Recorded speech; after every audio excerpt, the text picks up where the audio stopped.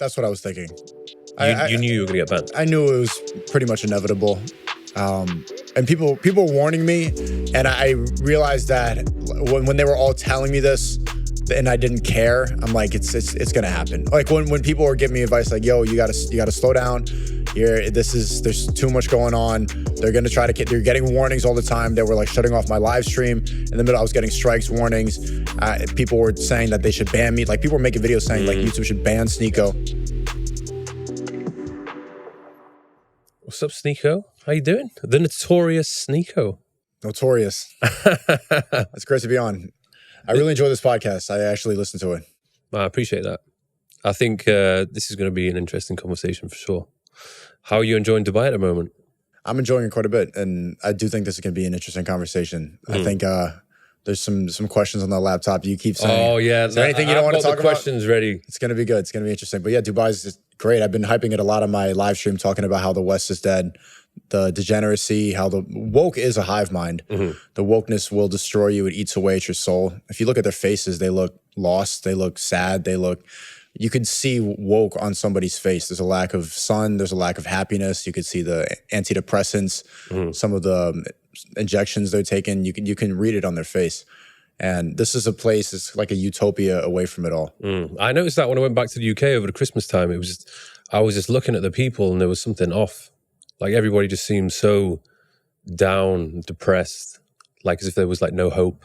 Yeah, you could read the cancel culture in their eyebrows, and especially after the whole mask thing, everyone looking at each other and being scared, that they really bought into the division. But people don't want to admit they're wrong. It's pretty eye-opening how their worldview isn't working. It makes them unhappy, and they will still defend it instead of try to question it. You understand? Like, they're not happy people. They don't like canceling each other. They don't find satisfaction, and they don't find purpose. They don't have drive, or they don't have hope with the woke mind, but they will actively defend it instead of try to change that. That's very strange to me.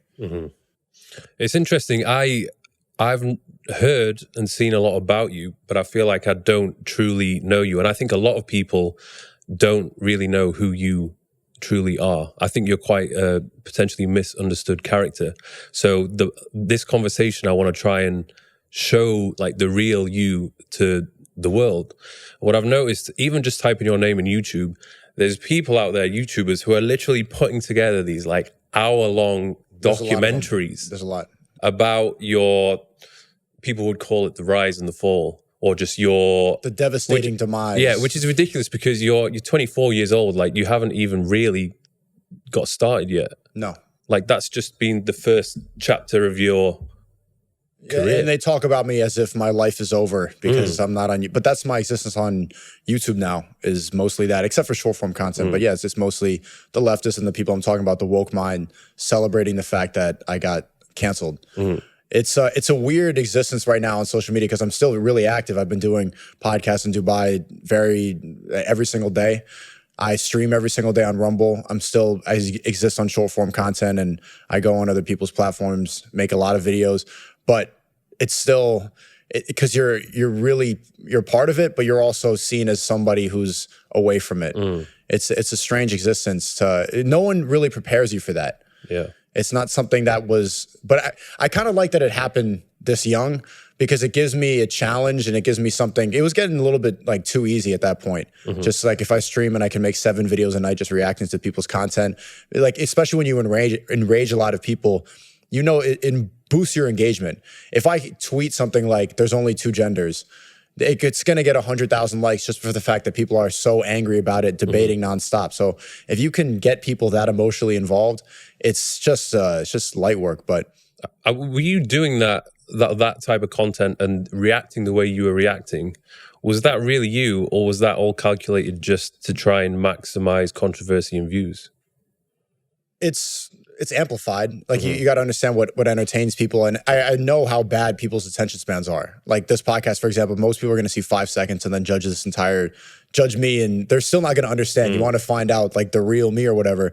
Most people are just going to see a clip and then make up their own mind about who I am and why I'm a bad person.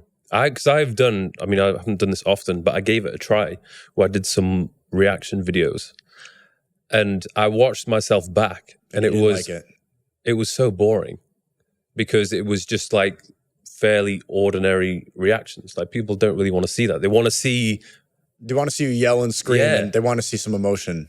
So it's I feel like when you're doing that type of content, you almost have to have those over the top reactions. Or else it's just you playing someone else's video and it's literally just you reacting. Like when I watch a video, I'm not there screaming about feminism and flailing and falling out of my chair, but no one wants to see me just sitting there like when I'm watching a video like that. So you need to add an element to it to make it your own. But yeah, that's not really what I was doing for the long time. If you talk about the real me, I was making... Yeah, because you started when you were 14. 14. Yeah, I was making red pill content back when I was 14, 15. Talking about how I want to make it out of the matrix. I don't want to be working a 9 to 5. I don't want to be a slave. I don't want to regret my life. I don't want to be 40 and look back and then just like, regret not ever starting. Where's that coming from at the age of 14? Because that's like, you're thinking like somebody who's 10 years older. Like it's not normal. I'm saying it's impressive, but like, how are you thinking like that already at that age? I grew up in the woke mind, in the liberal hive mind, everybody ticking doing exactly what they're supposed to do, always afraid, always prefacing a statement by like, I'm not racist, I'm not homophobic, the virtue signaling. And I was told that I was wrong a lot. I was told that I was a bad person. By who? By everyone, by my school, my teachers, a lot of times like my elders, my parents, and people around me, that the doctors, they said I had mental disabilities, stuff like this. But I always trusted that my intentions were pure. And so I didn't believe them from a young age. And so I knew in my heart that there wasn't something wrong with me, that this life that they were offering is just not what I wanted to do. I didn't want to take that path. I didn't want to be like them. I wanted to live independent and free and, fly to Dubai if I want to. So at that point, at that age, you felt this need to almost voice your opinions in a way. You started making videos, you were gaming, am I right? But then when you were gaming, you were doing these commentaries where you were just expressing your thoughts. And then after that, you started doing the sit-down videos where you were talking about a wide variety of topics. Did you feel like when you were doing that, you were very quickly building up an audience at that stage? It was pretty quick. And then I took a lot of years off because when you live chronically online, you run out of things to say. There's you have no life experience. You have nothing to talk about besides just being on the internet. And you see a lot of channels like that. That's why they choose to make documentaries about somebody else, because they have nothing about their life that they can speak about. So they choose to speak about somebody else's experience. So I took some years off, but it did grow pretty quickly. But a lot of people rush it. My first 100 videos, I would refresh on my laptop. This was before YouTube. Back in the day, I think you remember this, they used to freeze the YouTube views at 301 plus views. Oh, yeah. And there you could see my first 100 videos all say 301 plus, because it wasn't I was just refreshing on my laptop trying to get the views to go up. I was bad for a while, but I learned a lot, and I didn't have any expectations of it. I think people now, they get into it and they want to go viral, they want to blow up. There's this idea, oh, I blew up. Doing what? Like, what is it about you? Like, I just want to blow up. Well, you don't add anything to the world. I just always enjoyed doing that more than anything. That's all. I think I've always understood that inspiration is the highest form of human achievement. That's what makes you happiest. Do you feel like you're doing that though with these reaction videos? Because you could argue the sit-down videos and the well put together vlogs you were doing earlier on, they were potentially adding more value than maybe these pretty crazy reaction videos. I see them as a marketing tool. That's not all I do. I make my own content. I'm about to go back to the States and do a movie, my first movie. And I see this as a way to monetize the attention economy in the short form. I saw how everything shifted, and I was making cinematic, artistic type videos that were taking months to edit. The most all-nighters, just me in my room, not sleeping, drinking coffee, scripting, rewriting, editing, and then you package it up and you post it, and then someone can react to my video and get more views, get more money, and just overall monetize it more than I did from a month of focusing on this. So it's just like, why am I spending all this time working on this when social media does not favor that type of content. You need to put your foot into both. If you want it to last. I was noticing it was starting to plateau after a while doing the same thing because everybody else was just, if you stream for 5 hours, it's compared to what you can do in long or editing and artistic videos, it's just not fair. So I don't see it as, I understand what you're saying, but I see it as a marketing tool. What I would imagine for a lot of people, if they're wanting to get started, there is the least amount of cost involved in terms of time and effort when you can just react to somebody else's video. And if you're good at reacting, you can very quickly build an audience. But do you then want to be in a position where you're just constantly reacting to other people's content? No, I don't even see that as, a lot of time I react to things that I completely disagree with, and that will be the title. And it's a way for me, if you watch a lot of the reaction videos, it's mostly just for the clickbait. It's to get people to be drawn in to talk about a certain subject so that then I can go and do my own commentary, have my own, because there's something about watching something else and getting that spark and realizing the idea in the moment so that you can go on your own tangent and make your own commentary about it. A lot of them, if it was just purely a reaction video, I don't think that I would have had any success. Yeah. Talk to me a little bit about the brief experience and encounter working with Mr.Beast. It wasn't that brief. It was, we are working together, talking on and off for a long time since the Call of Duty days, since those commentary video days. And I saw him branch off. We went into different routes. You know, obviously I'm doing this and I'm trying to talk about red pill ideas, try to get into the truth, who controls the world. Yeah, and he's never going to be speaking about that. No, I mean, it's actually smarter if you think about it. It gives you more longevity, and he's going to be the next like major CEO, the next Elon Musk, the next Mark Zuckerberg is that guy. Mr.Beast was just always optimized and seeing social media for what it was and how to use it as a tool. I started off thinking of it as like an extension of myself. How YouTube used to be like a diary, or it used to be someone would open up and play photo booth and it would be there like way to broadcast their life or give people an update. I saw social media like as this really pure form of just like communicating with people, where he was seeing it as like, this is Netflix, this is the movie, this is the entertainment of the world. I always thought that it was just an extension of you, which is not the best way to see it. You have to see it as a business. So I learned a lot from him, but I didn't understand everything that he was doing at the time. But I think back to that now and just, you could see, if you say that I was ahead of 14, this guy is decades ahead. Decades. He's 24. I guess you had your first taste of working for someone else, and I guess not liking the idea of working for someone else. Like, you want to be your own boss. I had that repeatedly. There was a lot of other YouTubers and people solidified in the game that saw my potential at a young age. And that was a repeated. Did they want to take you in? Yeah. And I never wanted to do that. There are people, I don't want to say their names, but I think a lot, guys like Keemstar, I had an opportunity to work for him when I was around 15. And it was the same thing. I just realized I don't want to work for you. I want to be the guy. I don't want to have to go and make your, this is why I'm here. It's not to be working for you.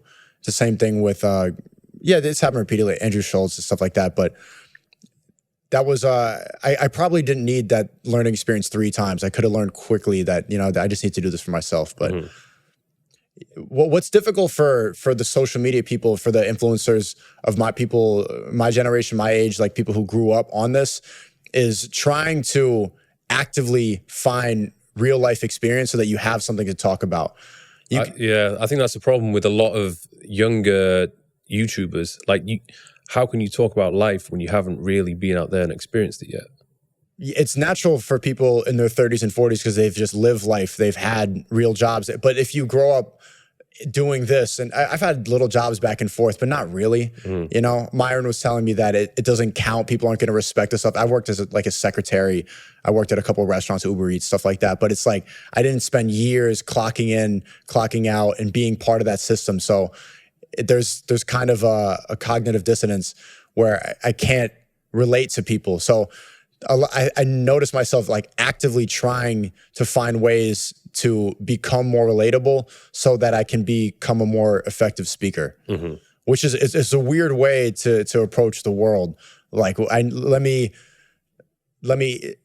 do what's more difficult so that I can learn things. Let me take the more difficult path so that it's harder. That's why I like to cancel it, because now I can see things from a different lens. It's not easy, and so there's a struggle. There's something to fight against. There's something to talk about. Yeah, because I imagine when you're at such a young age and you've already built a massive following, I mean, it's so easy to capitalize on that and make money, and you've already got that fame. I can't imagine those people are really going to struggle unless, like you said, they get kicked off the platform. Which I'm grateful for. I'm grateful for that, because life, it's so meaningless without that. It becomes too easy. And you see a lot of guys, like a lot of streamers, they go off into paths of degeneracy, and they just surround themselves with a bunch of garbage because they have no reason to do the right thing every day. Life is handed to them, so why not take the easy route?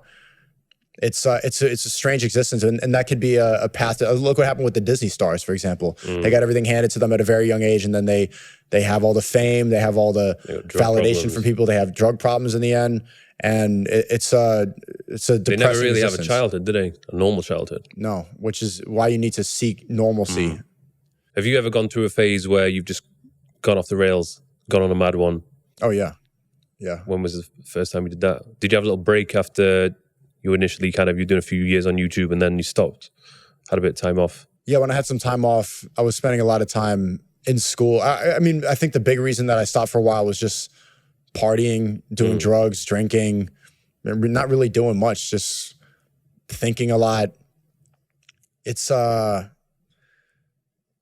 I wasn't fulfilling my purpose. I wasn't doing what was difficult, but the partying and the degeneracy, I did that quite a bit. It's very easy to get sucked into. I've been there numerous times, but like you said, when you feel like you're wasting your potential, you're not fulfilling your purpose, that will almost lead you to kind of sink into this spiral of depression, and you're thinking, well, what's the point?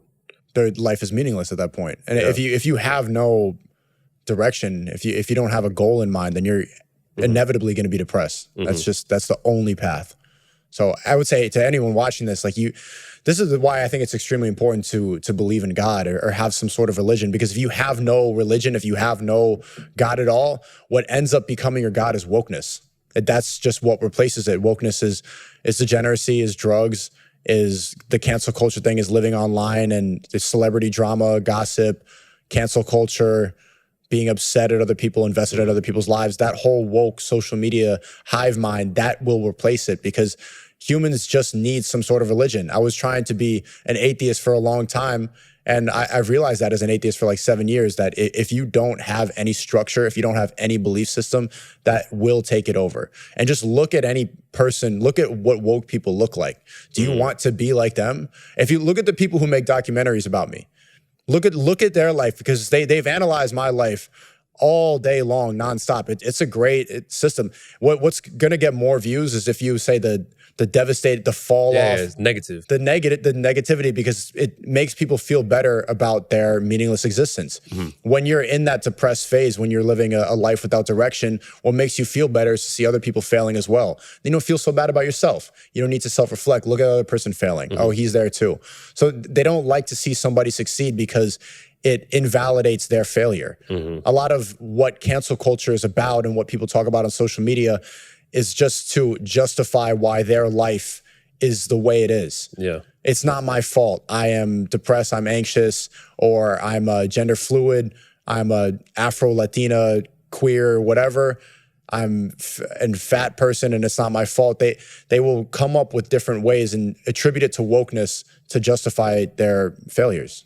It's a crazy world that there's so many people out there that have built their platforms literally just from talking shit about other people. Like that is literally their main point of content. It can't be a happy existence. No. You can't be a happy person doing that. And I would say for people watching, I'm sure you've had your fair share of haters, especially. I mean, fitness guy. Oh, yeah, the majority of the negative videos are just accuse me of taking steroids. There's many of them, Mike Thurston, natty or not. They don't know anything about me. They just look at me, make assumptions, make the video because they think it'll get views. Well, it makes them feel better if they have a smaller chest. Like, what's going to make them feel better? The fact that, oh, he cheated, you know. Yeah. But look at anybody who's spending time to spread negativity online. They're doing an analysis on somebody else. So take a good look and try to analyze yourself. Like, would you like to be like that person making that video? Look at their life, look at their face, look at what they talk about, look at their existence. Are they gaming all day? Do they seem like a happy person? Are they traveling? What are they in shape? Are they somebody that's a good role model? Because if they're saying that someone like me is a bad person, that I'm racist, misogynistic, I'm an incel, then what are you? Right? You're saying that you know better than me, then what are you? Analyze yourself too. I think that that's a fair thing for the next person to make a documentary.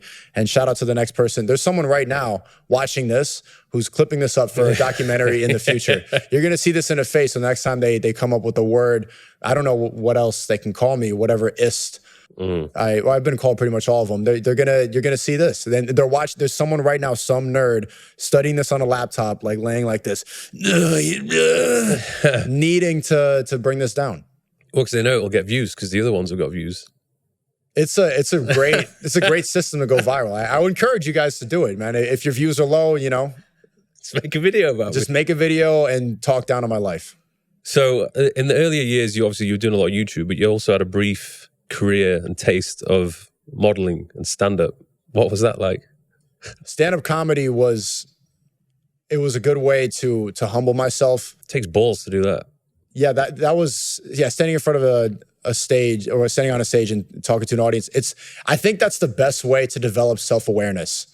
If you don't have that, especially for social media people and having this only communicating through phones and computers, you lose that communication, and it will give you the tools you need to analyze a room, to really look at yourself and figure out what people think of you and how you're perceived, because you can't hide anything. You can hide a lot on social media. You can construct an entire character like it's The Sims on Instagram. You could just become whatever you want to be on social media. When you're standing on it, there's nothing. Any little tics, the way you talk, anything you're hiding, any bullshit will be exposed. And I think that was great to figure out how to become a more effective communicator. Did you do that because you thought, you know what, I'm pretty funny?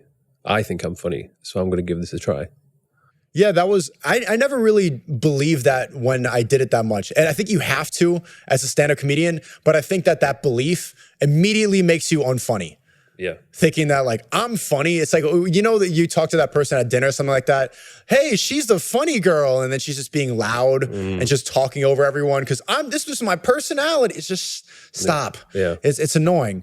I never really believed that. I liked stand-up. I love stand-up comedy because of how effective it is at getting to the truth, because you can't hide it when there's people and it's just you and a mic. There's nothing that you're able to hide. So inevitably the truth is there. And you also have the jury right there in front of you. Like whatever you say will literally be judged. Just staring at you with a cold face. And you hear it immediately. If they're laughing, what you're saying has some semblance of truth. And if they're quiet, then it's I can't imagine failure.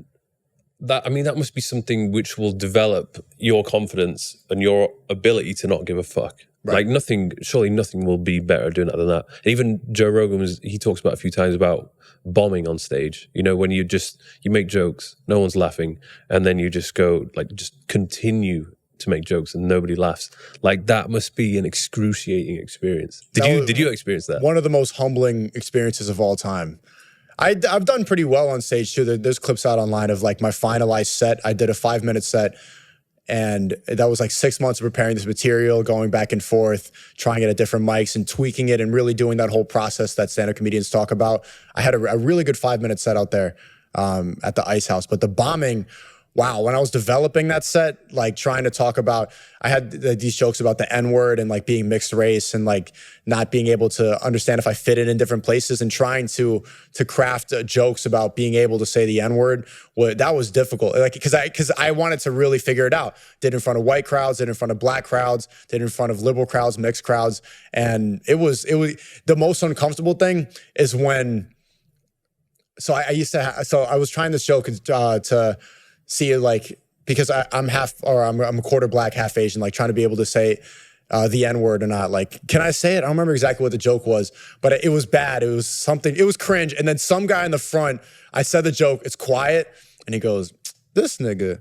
and the whole crowd's laughing at what the guy in the front said, and I'm just here like, nigga. It's just like, and now it's over. Like, he's the comedian now, and I'm still on stage. Like, you can't. What else? How are you gonna go and get out of that hole? It's a social situation that it's some of the most humbling experiences that I've ever had was on stage developing those jokes. But it's fun to look back at.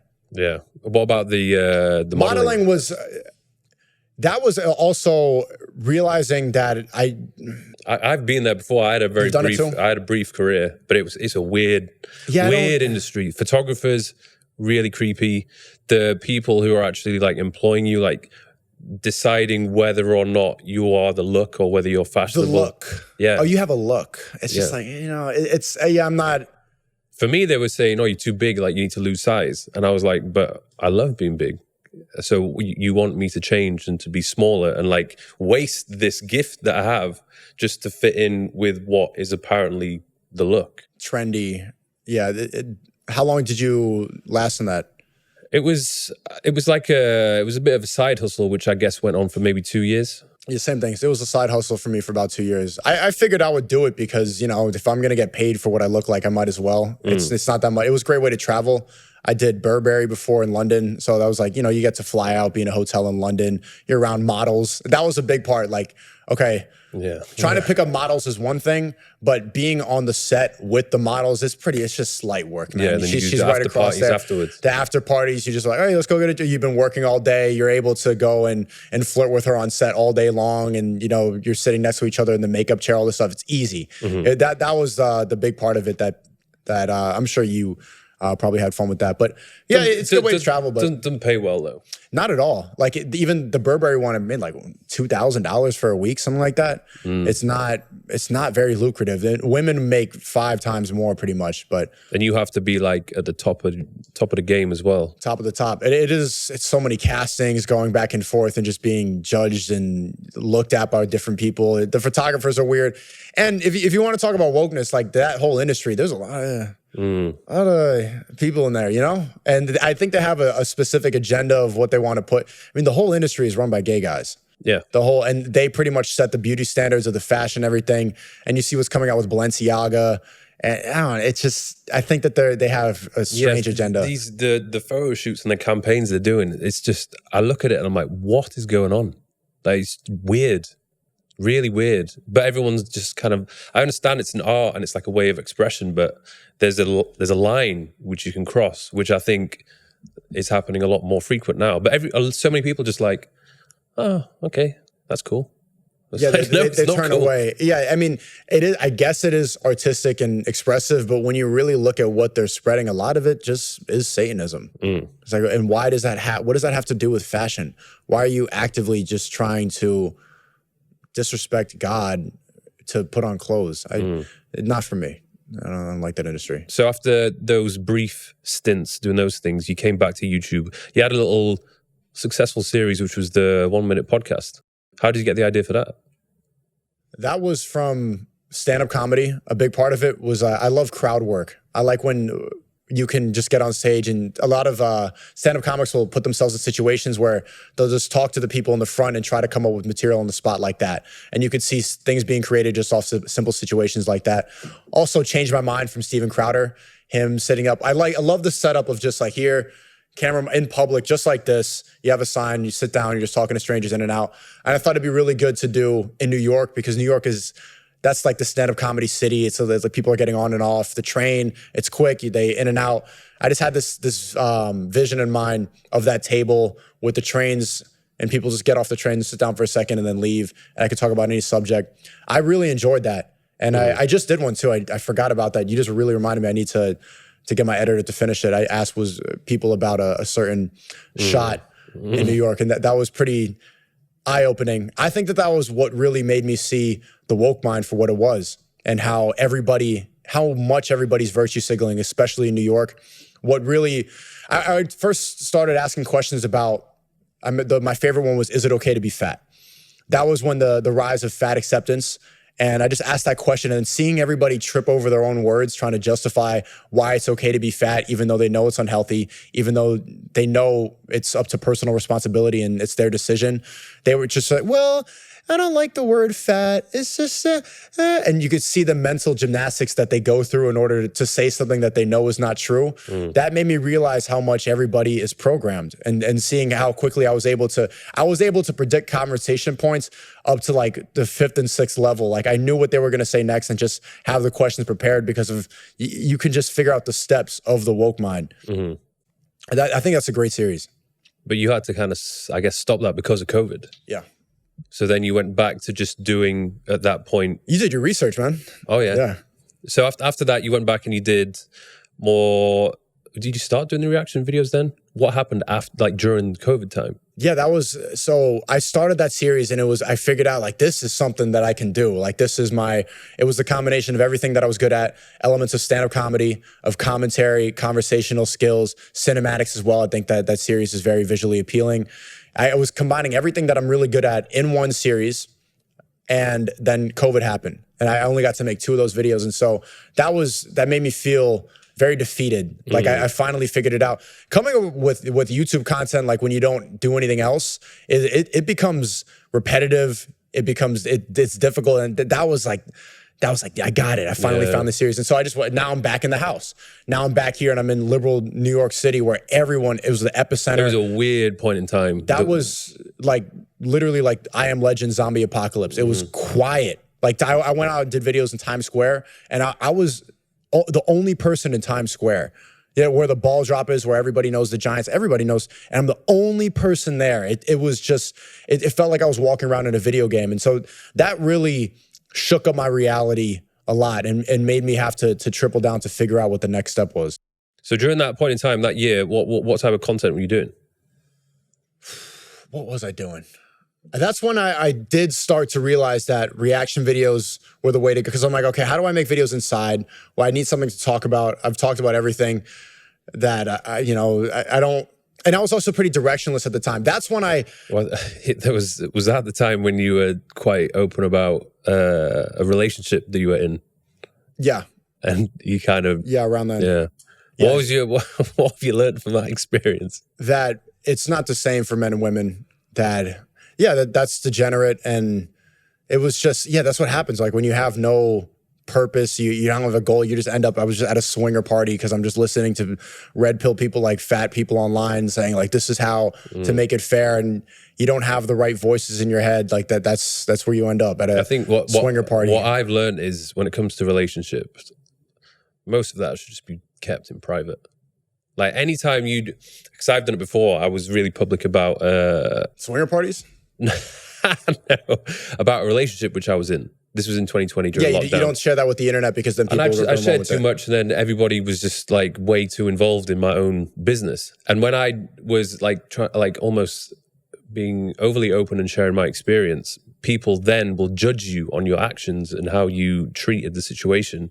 And then it created this big divide. And I was like, do you know what? Fuck ever being public about my relationships again. Yeah. Like I definitely don't want to be doing that. Yeah, everybody warned me about that too. I've been public with all my relationships. Like my last 3 long-term relationships were all very well documented online. I did videos. I would bring them in my content. That was a big one. Was one of my girlfriends during court. Like we'd do videos like girlfriend cuts my hair, because you can't go to the barber.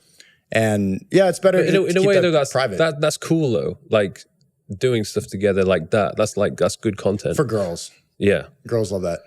But when you get too deep, that's when it gets a bit sketchy. People become really autistic and analytical about your life, and they won't. Yeah.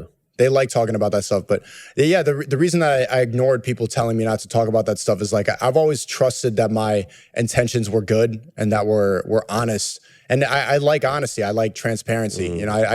I've grown up online. I've shared everything, so I'm not going to keep anything private. Yeah, I think that's what people don't really understand is that you have been very honest. And even though your thoughts, your views, your opinions have been things which a lot of people maybe don't agree with, they have to respect the fact that you are literally just speaking what you think, which is rare these days. Yeah, people virtue signal more and they analyze more than... Yeah, people are not honest. People don't like to share their actual beliefs because they don't want to be challenged. People say what? They're insecure too. A lot of people, they say what they think should be heard. Yeah. What they think is going to be perceived the right way, instead of putting an idea out there and letting it be challenged and starting open debate, having discussions. I think that that's very important. Conversations are the way that we find the truth. Nobody wants to throw it out, an idea on social media, and let it be criticized, because they always want to put themselves up as the perfect figure, as if they know everything. But if you grow up on it, and if you are on it from you're going to be wrong if you're just throwing out ideas and trying to be challenged. But people, it's really funny to me how many people will talk professionally and not want to engage in dialogue or in debate. If you strongly hold these beliefs, you should be able to have them be challenged. I think that's very important. Do you think that's because they're scared of not being able to back up their views and opinions, or more so because they just don't want to get cancelled? It's both, but I would say the first one more.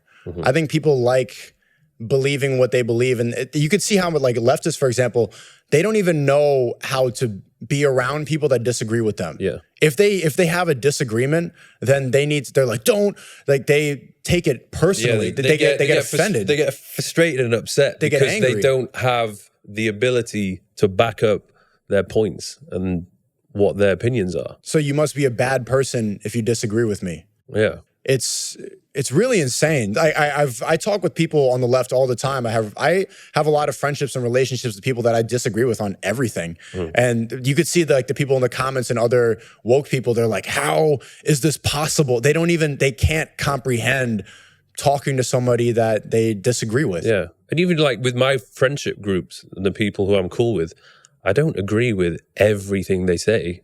Like, there's many times we have different points of views, but that doesn't matter. Like, I can still be friends with them. I can still be cool with them. And like, even with my partner, my relationships, it's okay if we have different, I mean, as long as we have the same values the majority of the time. But if we have different opinions, it's good. It's normal. It makes for more interesting dialogue too. If I agree with somebody on everything, like, what are we going to talk about? Yeah. What are we going to have to say? Speaking of disagreements, I feel like you've managed to have beef with the majority of the YouTubers on the platform. Yeah. Do you regret any of those beefs? Because I think beefing it's an interesting one, because you can almost pre-plan to have this beef with a YouTuber, and you both will have not only fresh content, but you may get each other's following. So it could be a strategic way to grow and to have something to talk about. But at the same time, it can make you look like you have been too easily offended and you want to get sucked into this drama. And you may, like I'm sure you've experienced, you burn bridges and, potentially Burned a lot of bridges. Yeah. None of my beefs were orchestrated. I think some people ask that sometimes.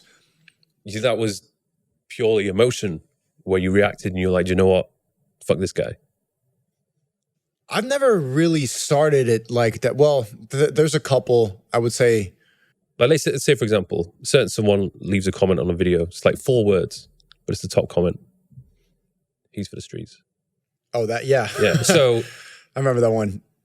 So that one wasn't a beef. That was just like, I don't like anything you talk about. You're promoting quarantine. You're promoting cancel culture. You're the embodiment of exactly what I don't think is masculine and what we're supposed to be doing. You don't spread the truth. And so that was just a show. That was like a reason to be able to be to make a whole video about it. Do you regret that though, making that video? No, not at all. What do you think? Why do you ask that? Because I'm thinking I will get some negativity. Like, anybody who's making videos on YouTube, you are going to get criticized. You are going to get some shit from people. The majority of the time, I will acknowledge it. I will obviously react first based on my emotions, but I don't do anything. I just walk off and I just think about it, let myself cool down. And usually, most of the time, I'm like, it's not worth it. And I just carry on doing what I'm doing. And I feel like, you know what, I'm above them. Like, I don't want to resort to their level and react and even give them more exposure. You know what I mean? It's like the top... That one, for example, top rappers in the game, Jay-Z, Eminem, They never beef with anyone because they don't need to. Eminem beefs with people. Eminem was beefing with some mid-tier rappers. Jay-Z was beefing with them. And I understand what you're saying, but that's when I realized how powerful reactionary content is. Being like that beef and how like enticing and entertaining drama is. People like to see the back and forth, that like mental sparring. It's interesting, and it gives you something to talk about. That one, for example, like people say like you made a whole reaction. The guy's name is D'Angelo Wallace. Since then, I think he quit YouTube. I think he hasn't responded to that. But yeah, I mean, that guy was canceling it. He was the face of Twitter cancel culture and just making it on YouTube.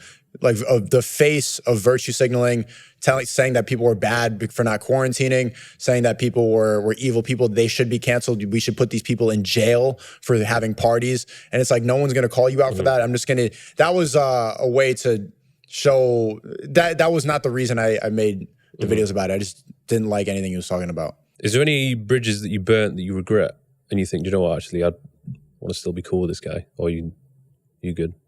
Mr.Beast. Yeah. That was one that I didn't need to do that, but... Well, you put a video up and then you just deleted it straight away. Yeah, no one saw it, but that's good. He saw it. He saw it? Yeah. It had like 20, I think, barely, no one saw it but him, man. Yeah. And so you can't go back from that. You don't think he'd ever forgive you? I wouldn't. I wouldn't. I've been thinking a lot about that, about how much my mind has been plugged into social media, doing it since I was 14, and how much my brain is wired to seek attention from social media. And I think your question is good. Like, do you regret any of these things? Because social media, it's not, I think a lot of people in Gen Z make the mistake that all attention is good attention. That as long as people are talking about me, as long as I have engagement, that is good. But a lot of it is really negative. And just because people are saying it does not mean you're doing anything positive. Just because your phone is blowing up, it doesn't mean that something good is happening. And you see it with different types of rappers, different content creators. And I was standing in the mosque yesterday for the first time and just realized, like, I do this thing where I pick my nails. I constantly do that, but I was sitting there just quiet. Hands weren't moving, hands weren't shaking. I was very aware of how much my brain has been wired to be like almost one with my phone. And that's why I think that I'm going to be effective talking about this, because I think a lot of people who grew up with social media can relate to that, to how comparison is the thief of joy, how always looking about and comparing yourself to other people online, and that can really be detrimental. It's not normal. It's not something that anybody is supposed to go through. It's not something natural for the human experience at all. And that's not touched on enough, because it's getting worse. It's getting worse. And I want to show people like the mistakes I've made so that hopefully they don't make the same ones I've made. But it's difficult, because how do you try and train yourself to not spend so much time on social media when it is literally sucking you in and it's doing an amazing job? Even for me, like, I will go on there and I'll do what I need to do. Half an hour later, I'm still on it. And then I'm like, what am I doing? And then I do the same thing every day. Yeah. I did that this morning. I'm like, what am I doing? I need to go over and call an Uber. I think the trick is you're going to be on it regardless. You're going to be addicted to it, but it's about making it a positive experience, like curating. Choosing what you consume. Choosing what you consume, having the right people that you follow, especially when I go on Instagram. Like I was sending you a DM, like, where is the location of the spot? And then immediately when I go to the search bar, it goes to the explore page first. And then so many times before I even search the person's name that I'm contacting, literal softcore porn. Like there. And I'm just like, whoa. And then I forget what I'm doing here. And so you have to retrain your brain to think that all of this is haram, that this is terrible, that this is demonic. I look at a demon, and I push that out. So I've reprogrammed my mind to just be something, to just look at it and understand all the psyop and all the programming on there. One thing I do with my Instagram story now is just repost everybody going to the gym. And we have these phrases where I'll be like, I could be watching Netflix right now. And then everybody will post it like, I could be watching porn right now. I could be laying sideways eating chips in my bed right now. I could have been making excuses right now. I could have been dyeing my hair blue. I could have been canceling somebody. But instead, they're showing a picture that they're in the gym and they're doing something positive. That is a positive use of social media. We're here inspiring each other. And we're here every time, like all the captions, all the quotes are something that is trying to resist that programming. I think if you make that part of your life, you can retrain your brain. But the first step is to understand how much programming, how much they try to suck you in, because if it's free, you're the product. And they're monetizing your mind, they're monetizing your soul. They're trying to take away all your attention and make it so that you're a slave to this. So if you know that and you're conscious of it and you constantly fight against it, you can win. Speaking of self-help, you squashed the beef with Hamza. You good with him? I had him on my podcast last year.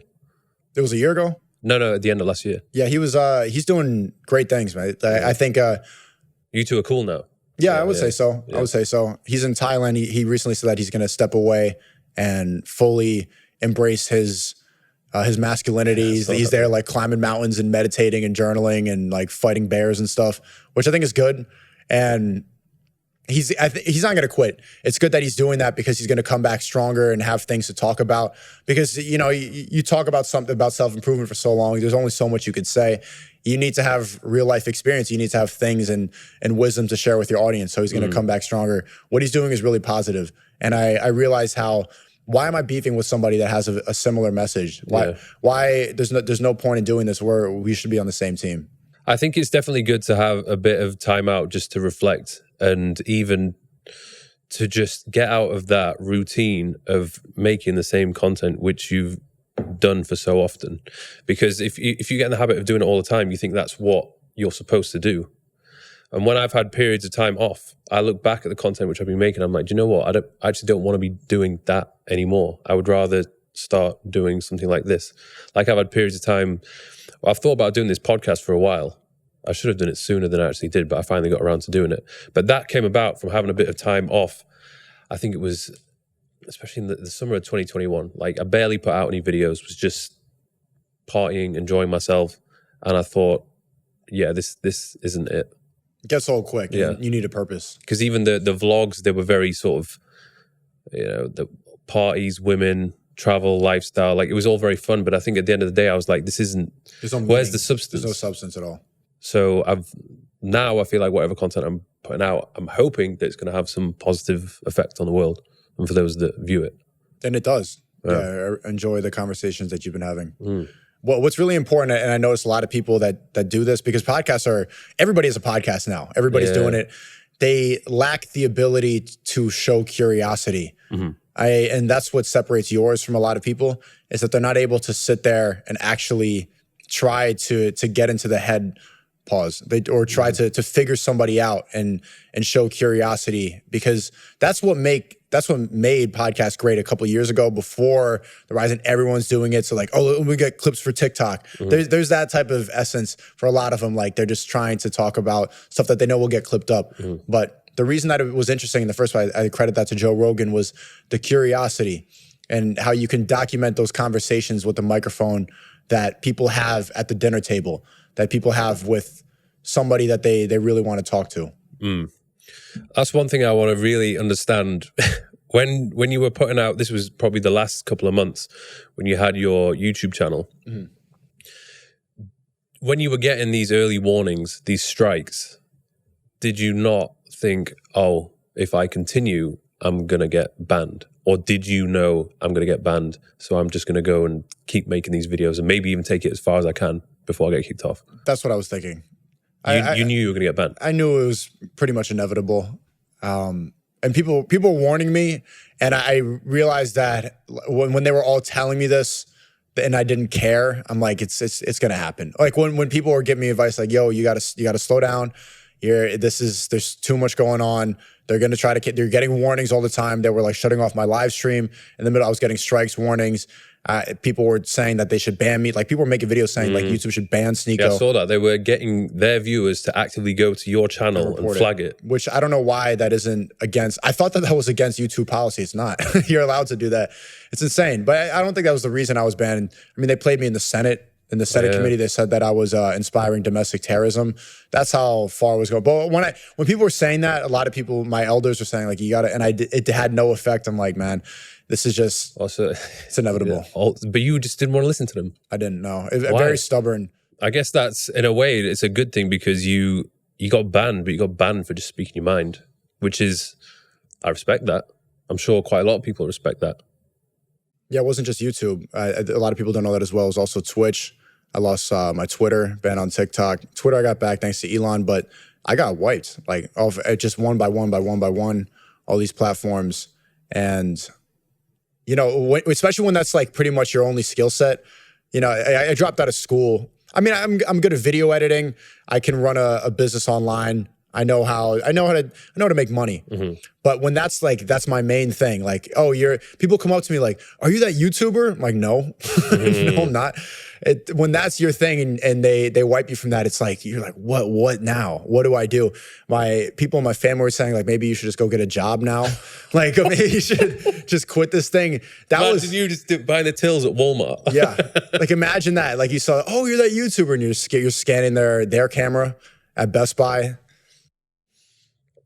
God, it's a really a weird, but it's working out, man. Rumble is a great platform. I recommend everybody do it. And part of the reason when we were talking about social media addiction and how you can reprogram your mind, I think part of it is coming to alternative platforms. Because if you know what the agenda is on these mainstream platforms, I'm the proof of that. You should actively go seek out these. Don't let big tech have a monopoly on your mind. They don't have good intentions. They don't want the best for you. They need you to be a slave to their system.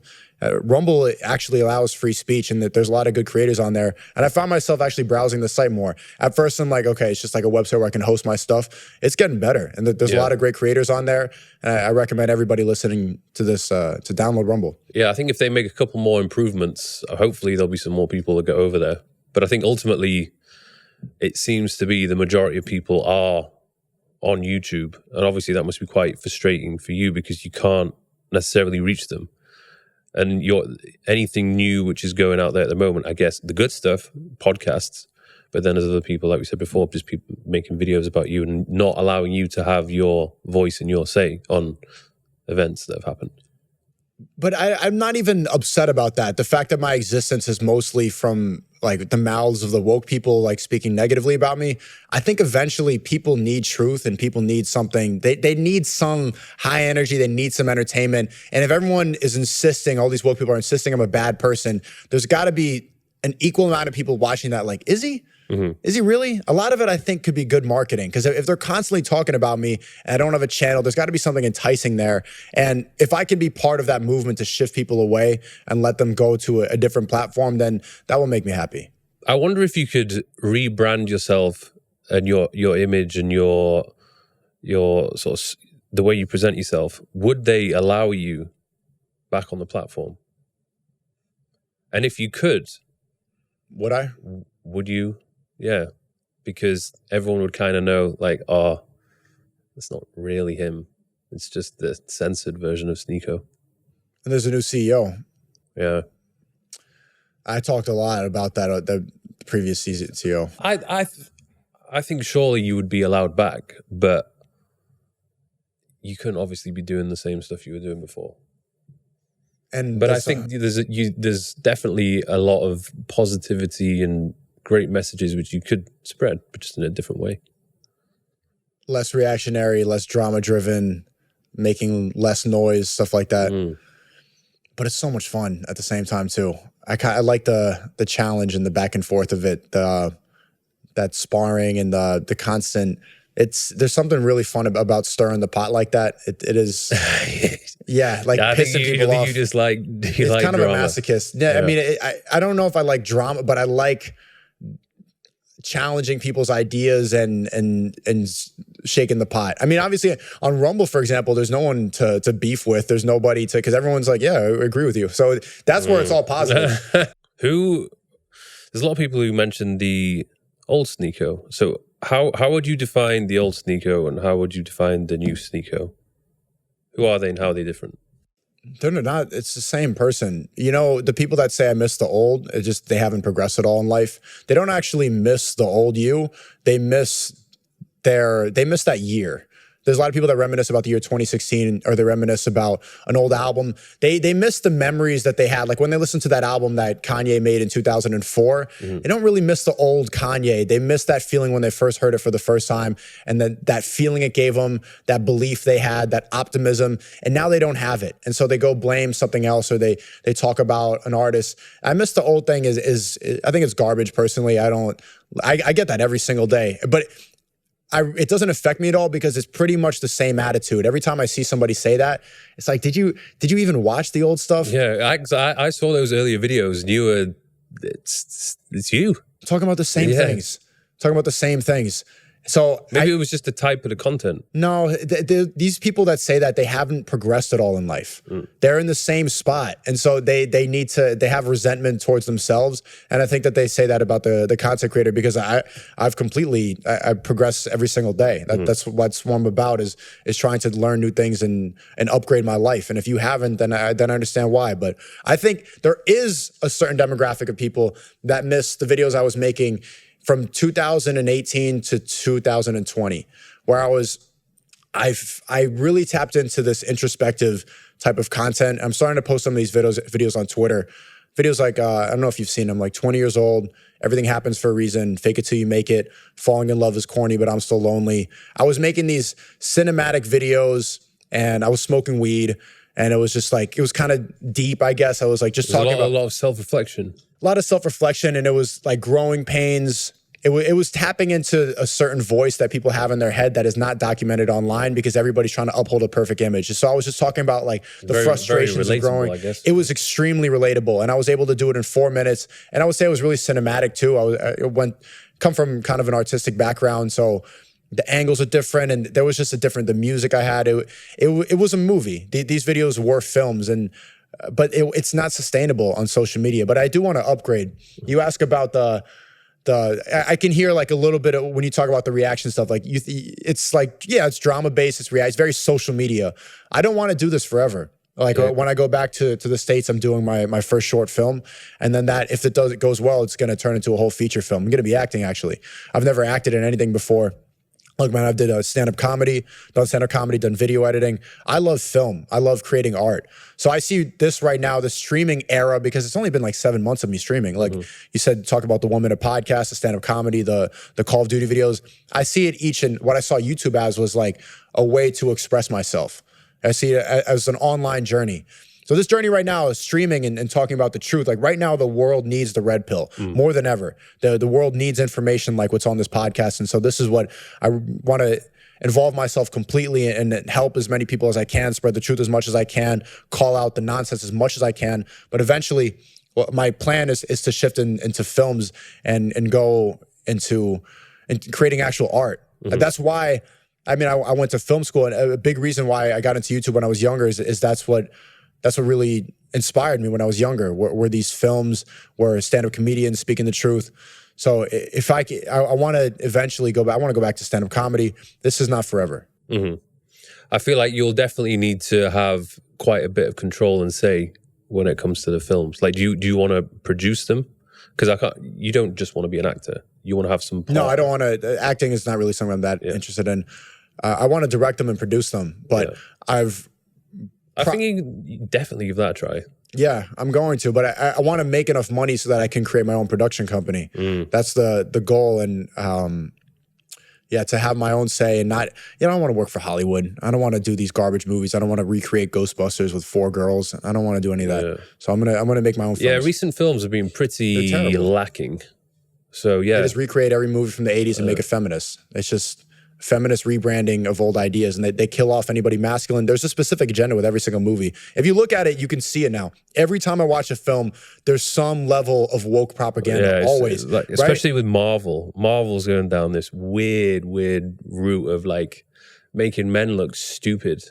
It's funny. Women are the superheroes. Yeah, the blue hair is the winner. Men are goofy and fat and incompetent. They're wrong. It's every single, not just Marvel. Every movie has this, and people are tired of it. People can see right through it now. Yeah. Speaking of money, I would imagine that you're going to be having a harder time trying to create revenue now that you can't be on these big platforms. So what are you doing at the moment to try and bring in Yeah, people say that, but that's actually not a problem at all. Rumble has a great monetization system. That's one of my streams of revenue. Yeah, it's really good. I recommend any YouTubers watching it, even you, to just sign into Rumble. And I've got an account. Yeah, it copy pastes all your videos onto Rumble. Obviously, the discovery system is not as good as YouTube right now, but no, the Rumble. I make more money per view on Rumble than I did on YouTube, and the CPM is higher, less views, but yeah, no, it's really good. But that's only one of them. The main one, or a big one is the course I have, the creativity kit. All right, I teach content creation. I have a call, I don't want to say lesson. That sounds like I'm too smart, but I do a call once a week, and then I have other professors on there I have a crypto professor, e-commerce, editing. That's one that I've mastered for months and months of editing. I have editing professors, and it's a community full of red pill people that want to work together. And it's been really, people have moved in together from the creativity kit. They got out of their matrix jobs and they're focusing on developing online businesses, and they met through the creativity kit. That's what I think the main benefit of there is, the networking opportunities in there, because a lot of people are not like-minded. A lot of people just spend their time on social media plugged into nothing. So that's why I love Dubai so much, because you meet a lot of everybody here really is on the interesting same page. people who's on it. Right. For sure. That's why I don't want to move out here just yet, because I think you pointed it out. I kind of like the back and forth. I kind of want to stay in the woke place and with the nonsense a little more, so I can call it out more. And I have this thing where if I'm here, I think I'm going to be too happy, and then there's nothing to talk about. There's nothing to fight against. There's nothing to speak out. I just enjoy life. And like, what am I going to talk about if life is easy? Yeah, for sure. What's your relationship with Kanye like? I saw there's a picture of you and him on Instagram. What was that about? I was working on the campaign on E011. Oh, okay. Going back to the modeling. No, on the presidential campaign. Okay. And no, I would never go back. Yeah, I was there brainstorming, and I was like one of the idea guys. It didn't last too long. I was there for like about a couple weeks. But yeah, I learned a lot from him. And those conversations that I had, I'm still analyzing now, because there's really nobody that thinks like him. He's one of the most unique people that you'll ever get the chance to speak to. I think I've definitely judged him too harshly based on what social media, or the way they're presenting him. They're not presenting him in a good light at all, I find. So he gives off the impression that he's just some crazy dude who has like lost the plot. But I would imagine if you could actually be there and speak to him. He's not crazy at all. Like, when you speak to him, he's like one of the most brilliant people that you'll be around. Like, sitting around him and doing, like, having brainstorming sessions, like he'll get up and then go into song, or then he'll come up with a new idea. And the way he gets the best out of everybody that's around him. Like, you're there, like, actively challenging yourself. Being in those brainstorming sessions on Ye24, I imagine it was like developing Apple in the 80s with Steve Jobs. Like, those sessions where you're just masterminding, creating, being visionaries. That's really what it was all about. So I guess he's crazy, but if you look at the definition of crazy, it's someone who's acting out of the ordinary. And you can't be a visionary if you're acting within the norm. It's going to be the same as everybody else. There needs to be somebody that's able to think outside of the box. And that is him, bro. Everything that he talks about too, a lot of it is, he doesn't come from a podcasting background. He comes from a musical background, so he's not able to communicate on the same level that people are used to. I've seen him on podcasts, and you could tell his brain. He's all over the place. He's everywhere. But those are creative geniuses. You need somebody to think like that in order to find that new idea that somebody hasn't caught before. But how is it actually? How did that come to place where you are there with him doing that campaign? I'm friends with a lot of people on the far right, and they see me on streams, and Milo Yiannopoulos, I think that's how you pronounce his name, he had seen me on one of these streams with Nick Fuentes. He's completely wiped off of all social media, more than me, way more canceled than me. And they're like, yeah, I think this guy would be a good addition to the team. So I came over there, and I was there about for a couple weeks. You've managed, especially at your age, because you're still relatively young, I would say, but you're getting yourself into these circles and spending time with a lot of guys who they're pretty big in the red pill space on social media. Like you did a podcast the other day with Tam, You were there with Fresh and Fit, Total Shooter. Sterling, Cooper, Justin Waller. Yeah, like that. How do you feel when you're in that environment, knowing that these guys are like 10 years older than you or more? Does it feel intimidating? Of course it does. Like in a lot of those settings, I like that pressure of being around a lot of made men.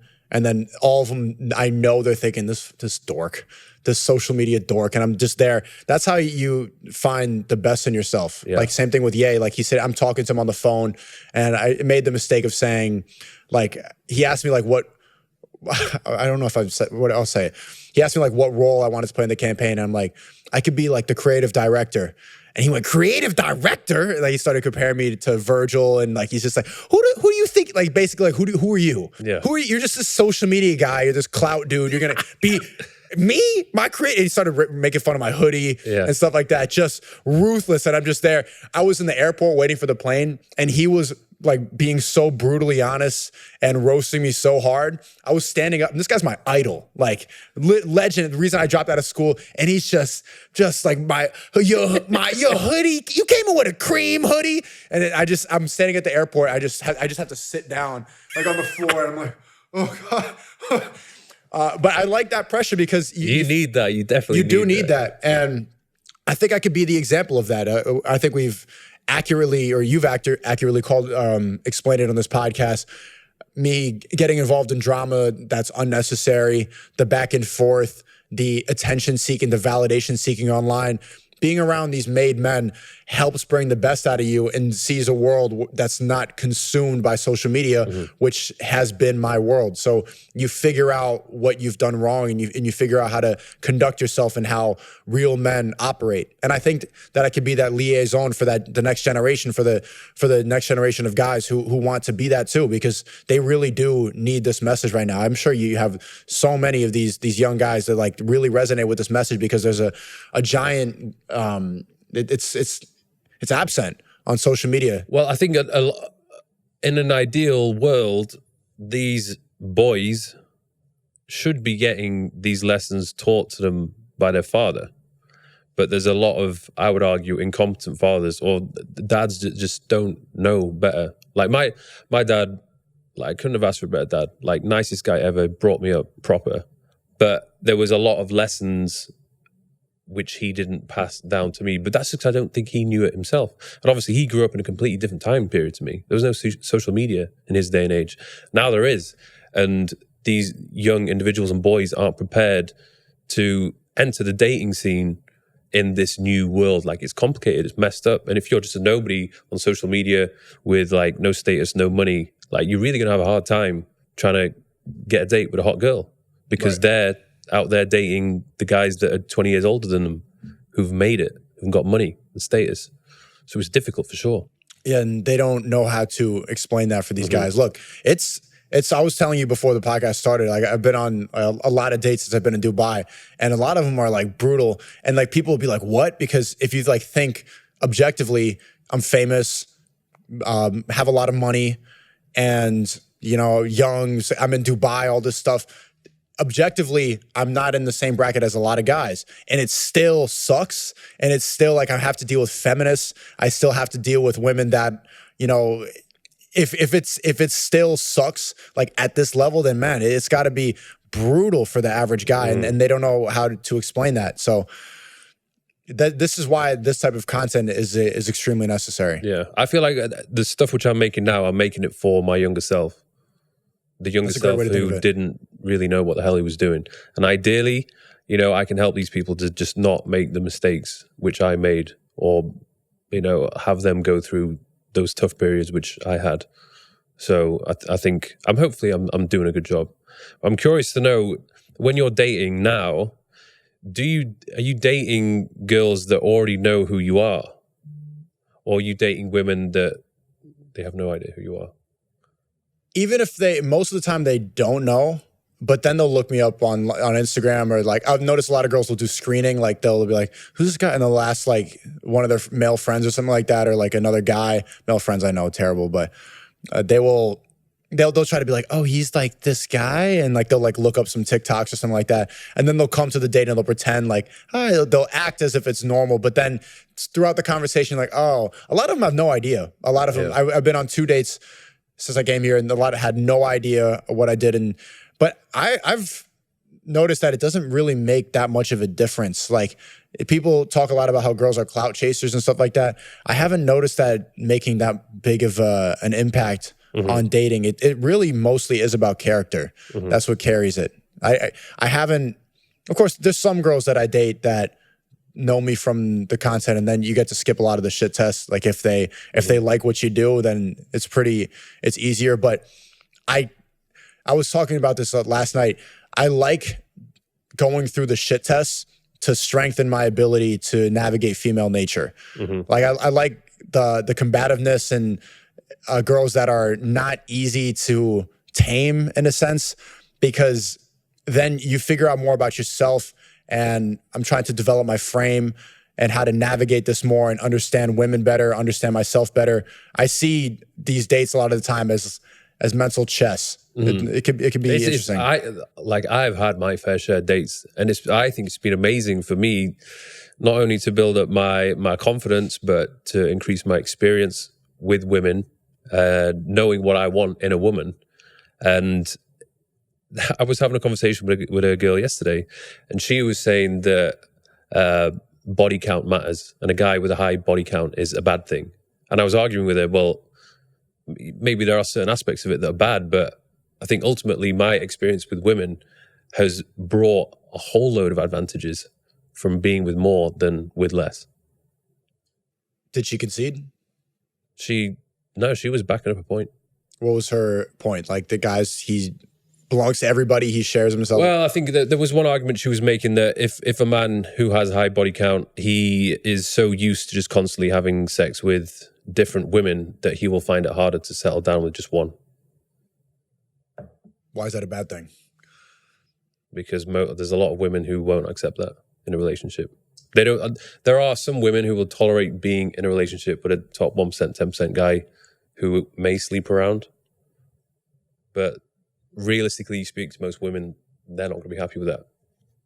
They just don't want to know. Yeah. They can't handle the truth. They want to live in... Ignorance is bliss. They want to live in a delusional reality that's provided to them by a man who's capable enough. I mean, like, she'll have this debate, but is she really going? Is that really the case for what she's looking for? I don't think so. Body count for a man, it's not a deciding factor at all for 99% of women. And if it does, I've had these debates a lot of the time. They don't have any valid reason, because it doesn't devalue you as a man at all. It gives you more experience, it makes you more competent, makes you understand women better. It's not, but it's the complete opposite for women. The more bodies they have, the more men that they sleep with. The pair bonding is real, and their standards get all messed up. They don't know how to submit to a man anymore. It makes them less competent of a partner.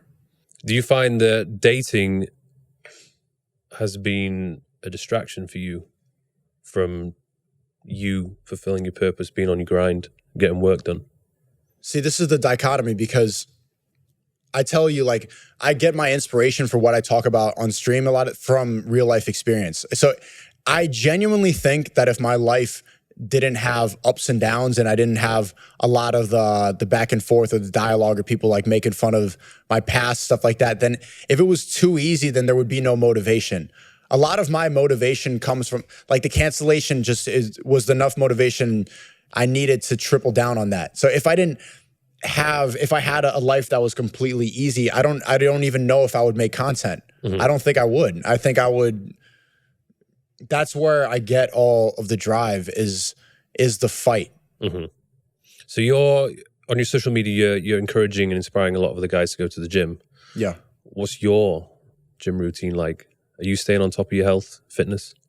Yeah, I've been going to the gym consistently for about 3 months. But before that, I used to go to the gym a lot when I was in high school. I was benching, deadlifting, squatting a lot. I gained a good bit of size, and then I had this big injury. I had surgery, stuff like that, and I was out I lost like 30 pounds. I lost all those gains. I was in and out of the gym for a long time, but yeah, the past several months I've been really consistent with it. Do you think you can keep up with your consistency? I have to. I have to. because I have a lot of, Because you're a role model now. People are looking up to you. That's what I'm saying. You can't slack off. I can't. And if I slack off now, then it's over. And there's the motivation. There's so many people waiting to say you're a failure, and I can't let them win. I'm not, because that's where the fight comes into play. I want to get jacked, and I want to have the giant chest and all that stuff, so that all the people that doubted, all that can look at that and just they'll have nothing else to talk about. And I think that's going to be a big inspiration for the people that watch my videos to be like, if he did it, then I could do it too. Do you have any struggles with keeping up with the consistency at the moment? No. So there's no problem. I've been in Dubai. Like Myron and I have been going to the gym every day. I've been hitting the pads too. Started boxing again. I have no problem being consistent with it. It's like when you start going to the gym and you get in a routine of it, it becomes as normal as brushing your teeth. It's like if you don't do it, there's something off. You know, like when someone touches your hand in a weird way and you feel it, and until you wash your hands and get it off. It's the same thing with, like, there's an itch. If I don't go to the gym, you know more than me about this stuff, but if I don't do it, it's like my day isn't complete. You just have to. You want to get to the point where you're making it a habit, and it actually starts to feel weird if you're not going. And I think the thing for me is I know what I can look like because I've been there. Like I've prepped for a competition. I know what my body is capable of. So for me to really slack off and either lose size, or particularly it's more common for me if I start to gain a bit of fat and I lose my definition, I just think I'm being lazy. Like I'm slacking off. Like there's no reason why I can't still maintain a decent physique and have that relatively low percentage of body fat. But I know it's the things which I'm eating, or maybe the cardio which I'm not doing, which is resulting in me looking not my best. And I always want as much as possible to try and look my best. Otherwise, I look in the mirror and I'm disappointed. And naturally, when you are looking good, you feel good. And it gives you so much confidence. Like if I go down to the pool and I'm like really content with the way I look, like you fucking feel good.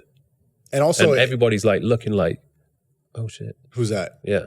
And it gives you more respect, like in meetings and stuff like that, in business, everything. If you have the right, I'm trying to work on my posture too. There's like every little detail about you, it gets analyzed at a certain level of business and networking. People notice all of these things. And if you're fat at that level, people are just not going to respect you. That happens to me. Like when somebody tries to tell me, like I've had a lot of fat people tell me to go to therapy, and it's like, you go to the gym. Like, you don't tell me imagine how disrespectful that would be. Like if I just told, go to the gym, telling a fat person, because it's very clearly that what you need to do.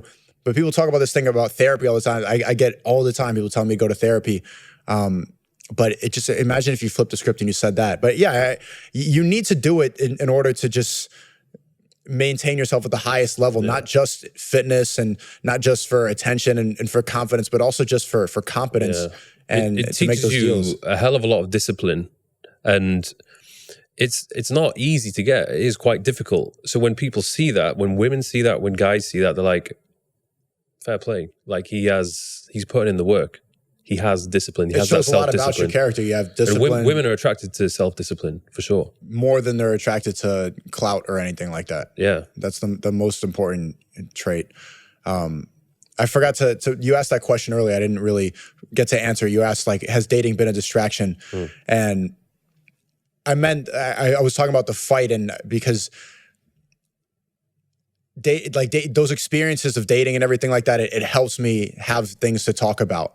Like going to the gym every single day, it helps me. Like going through something difficult in the gym, like pushing that last rep, it gives me something else to speak about. It gives me that, because men need to conquer. Men need to overcome something in order to become a better person. And I would go back on that degenerate path if I had nothing, if I didn't go through anything. Yeah. I think from what I've learned, you just have to make sure it doesn't take over.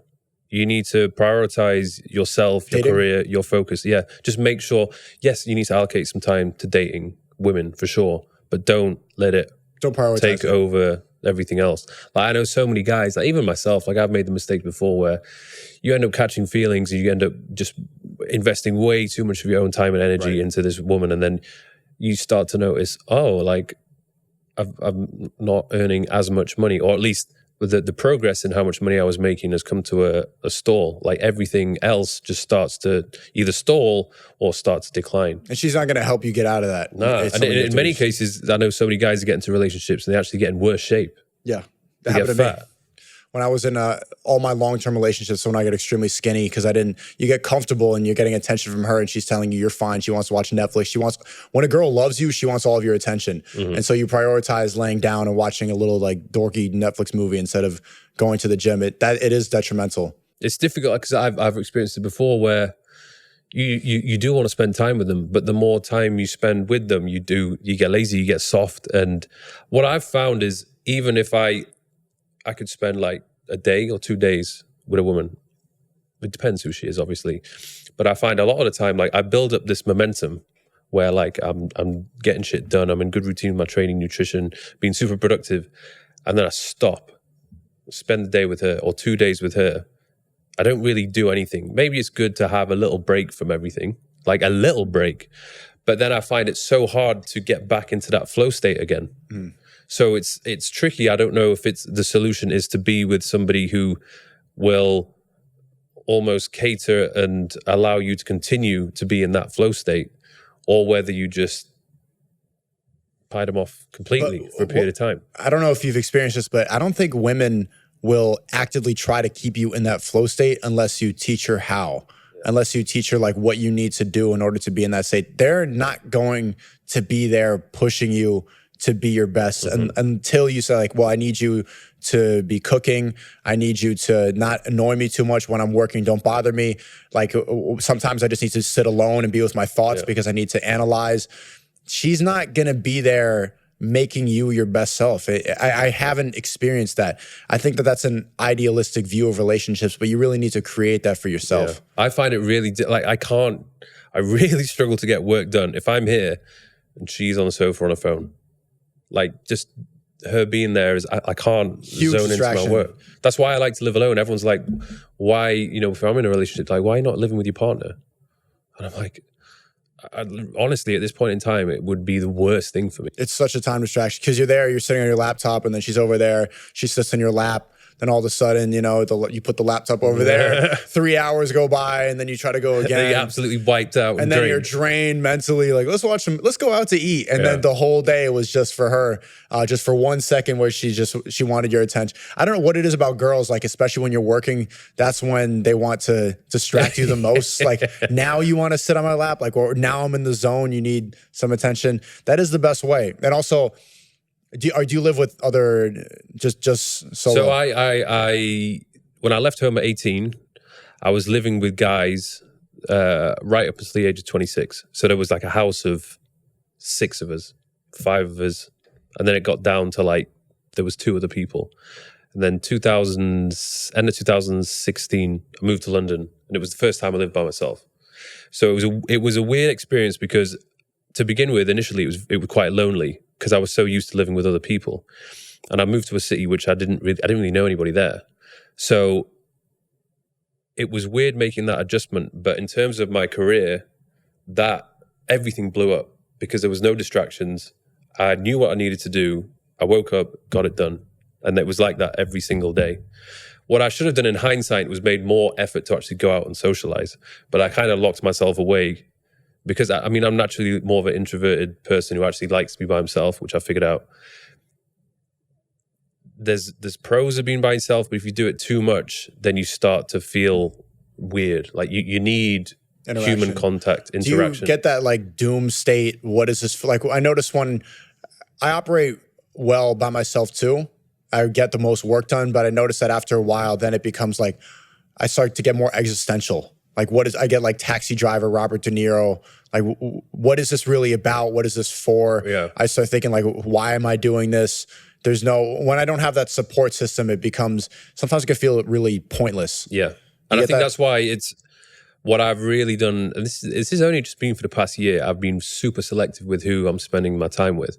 And it's crazy to see the transformation in myself just from, either going for dinner or going to a beach club or whatever it might be with these people who are super driven, super knowledgeable, and just experienced in like other areas of life, which I don't have that much experience in. And it's been like life-changing. So I encourage people who, if those people are spending time with the wrong people, switch up who you're spending the time with. And if you are spending a lot of time by yourself, then try and consciously make an effort to spend more time with these people like you are. You know, you're spending a lot of time with these guys in their 30s, which without a doubt, I can already 40s. see the transformation in you. Like you are behaving more like them.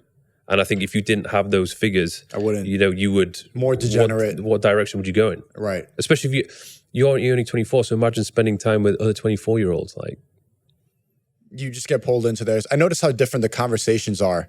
I like when I'm speaking to, like, I've been around a lot of high level people since I've been in Dubai, and just the way that the conversations are conducted. Everybody waits for their turn to speak. Nobody interrupts. There's always a point to your sentence. When you're around a bunch of 24-year-olds, you're talking like in memes. People are talking over each other. It's kind of, there's not really much of a direction. There's a less of a sense of respect. There's a lot of things that guys don't understand if you're around a lot of those people. And the biggest shift to get to that point where I'm thinking the way you described was viewing relationships as transactional, which holds you back at first because you're like, so it's not genuine.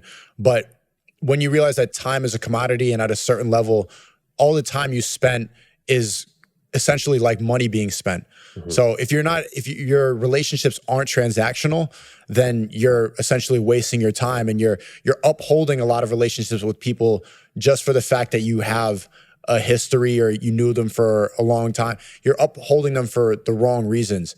Every conversation you have, all the time you spend should be to improve. And if not, you're going to fall behind. Yeah. Even I've noticed if I'm spending time with the wrong people, I start to get frustrated a little bit with myself, but even with them. And that's usually a sign where it's like, okay, you get annoyed that they're around. I'm like, this fucking conversation is so stupid. Yeah. So that's and it has nothing.